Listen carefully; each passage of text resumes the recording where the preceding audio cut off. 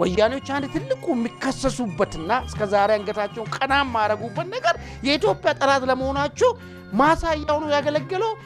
አገሪቷ ያለ ባህር በር እንድትቀር ትልቅ ሚና በመስራታቸው ነው ዛሬም ተመሳሳይ አቋም የሚይዙ የኢትዮጵያ ፖለቲካ ፓርቲ በለው ትጥቅ ትግል ላይ ያለው ኃይል በለው ፋኖ በለው ሸኔ በለው ወይ ደግሞ ፓርቲ ሰላማዊ ትግል ውስጥ ያለው ፓርቲ በለው ምን በለው በዚህ ጉዳይ ላይ ከኢትዮጵያ ተቃራኒ አቋም ላይ የሚቆም ኃይል ካለ ልክ የወያኔ ታፔላ ያገኛል ዘላለማዊ ማለት ነው ግልጽ ነኝ አይደል ስለዚህ በጣም ጥንቃቄ የሚጠይቀው ጉዳይ ነው አሁን ጫውታው ልክ እንደምናወራ ኢትዮጵያና ኤርትራ መካከል አይደለም ጫውታው በቃ አሁን ፕሮክሲ ዋር ነው ማለት ነው ኤርትራስ ጨንቃት ጌታዋን አይዳ መዛ መጣችልኝ ሳውዲ አረቢያ ማለት ነው ዝም ብሎ አይደለም ቀደምም ይሄን ነገር ገራጫ አካያሉ ትጥቅን ስንቅን ሲያረጉላቸው ነበሩ አረቦች ናቸው አላማው ኢትዮጵያን ያለ ባህር በር ማድረግ ነበር አሳኩ